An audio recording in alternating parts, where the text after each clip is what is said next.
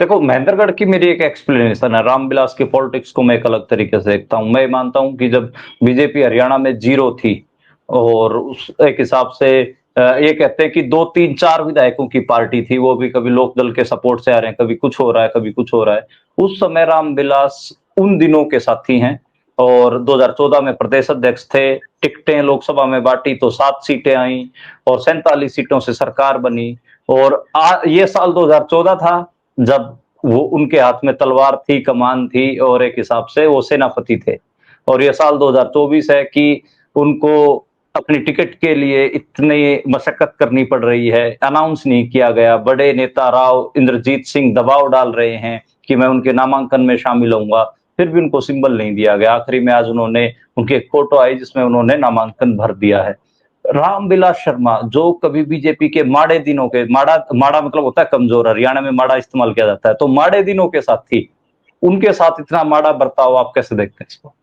देखिए, रामविलास शर्मा को आप नेता मत कहिए, वो मिशनरी हैं। उन्होंने हम्म। मिशन की तरह बीजेपी के साथ काम किया, आरएसएस के साथ काम किया। छात्र जीवन से हम्म। लेके आज तक कैसी भी परिस्थितियां रही हों, बीजेपी तो हम्म। 2014 में कुछ ताकत में आई है। हालांकि दो बार कुछ पहले भी सरकार में तो हिस्सेदार रही, लेकिन बीजेपी कभी हम्म। अपने से मजबूत होगी ऐसा तो शायद 20 साल पहले किसी ने सोचा भी नहीं होगा, जब हुड्डा की सरकार थी तब भी। लेकिन वो हम्म। एक मिशन की तरह है, जो बिल्कुल डेडिकेटेड लोग होते हैं बीजेपी के, चाहे वो हम्म। स्वयंसेवक आरएसएस के हों या विद्यार्थी परिषद के छात्र नेता हों या उसके बाद युवा मोर्चा के हों और उसके बाद देखिए हम्म। मुख्य धारा है बीजेपी की, उसमें वो शामिल हों। उन्होंने एक हम्म। अ, तपस्या की तरह बीजेपी के साथ काम किया है। तमाम जिंदगी हम्म। बीजेपी के बाहर उन्होंने कुछ नहीं देखा। और उसी हम्म। उसी दौर में जब लोग बीजेपी का यहाँ मजाक उड़ाते थे कि यार बीजेपी में क्यों हैं आप, यहाँ तो कुछ होने वाला नहीं, तब वो चुनाव हम्म। जीतते थे अपनी मेहनत की वजह से और अपने वहाँ उस इलाके में उनकी जो पॉपुलैरिटी थी उसके कारण। हम्म। उनको मंत्री रहे वो, देखिए 96 में चौधरी बंसीलाल के साथ सरकार में वो मिनिस्टर थे। उसके पहले हम्म। चौटाला की सरकार में रहे। तो वो अपने आप में एक, उसके बाद माफ कीजिए, और मुझे लगता है देवीलाल की सरकार में भी रहे शायद वो मिनिस्टर। लेकिन जिस हम्म। सरकार में सुषमा स्वराज मंत्री थी, तो हाँ। उन बड़ा कद था, उन्होंने करबद्ध कद है। लेकिन ये बदलता राजनीतिक दौर है, बीजेपी का बदलता दौर है। इसमें मुझे लगता है बड़े नेताओं की जरूरत पार्टी से ज्यादा मार्गदर्शक मंडल में है।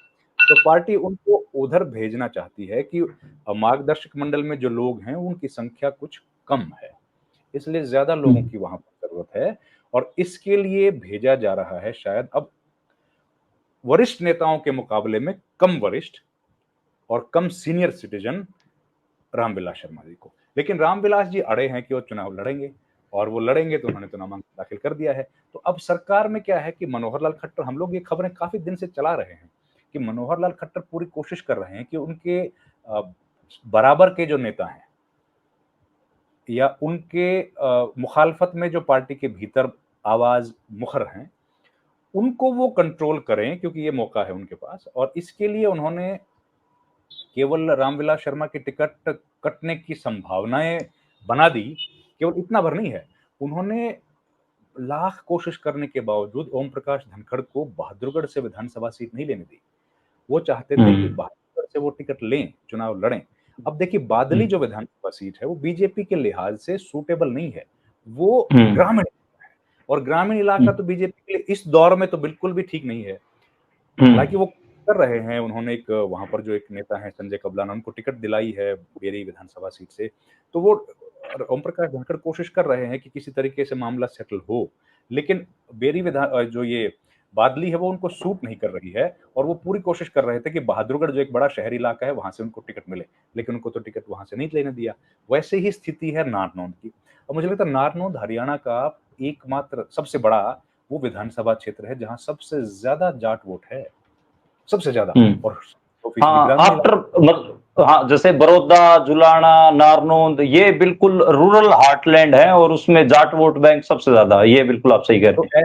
ऐसी स्थिति में आप देखिए, ऐसी स्थिति में बीजेपी की कितनी संभावना है वहां जीतने की, इतना एंटी हम्म। इनकम्बेंसी है।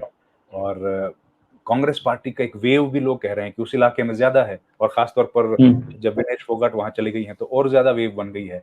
और वो पूरा इलाका, एक समझिए पूरा इलाका जो जेजेपी आईएनएलडी का था वो शिफ्ट हो गया है पूरा कांग्रेस की तरफ। तो ऐसी स्थिति में कैप्टन अभिमन्यु के लिए भी स्थितियां अनुकूल नहीं है। अनिल विज के साथ किस तरह का व्यवहार हुआ आपने तो खूब बहुत नजदीक से देखा है। तो उन्होंने पूरी कोशिश की कि जितने लोग थोड़े से मजबूत स्थिति में यहाँ हैं, जिनकी ताकत ज्यादा है, उनको निपटाने की कोशिश उन्होंने की। लेकिन देखिए उनकी भी लिमिटेशंस हैं, वो नहीं निपटा पाए। पर जिनको हाँ, अभिमन्यु भी चाहते थे अपनी टिकट सीट बदलना, वो भी नहीं, यहाँ से लड़ना नहीं चाहते थे। और शायद बरवाला से चाह रहे थे वो, बरवाला, उन्होंने बरवाला, हाँ जी, उन्होंने भी सीट बदलने की गुजारिश की थी, लेकिन अब नहीं बदलने दी गई। अनिल विज जो है उनके साथ मनोहर लाल नहीं शायद छेड़छाड़ कर पाए। तो उन्होंने पूरी कोशिश की है कि सब सीनियर लीडर्स को किनारे लगा दिया जाए, और अभी तक तो वो रामविलास शर्मा को किनारे लगाने में कामयाब होते दिख रहे हैं।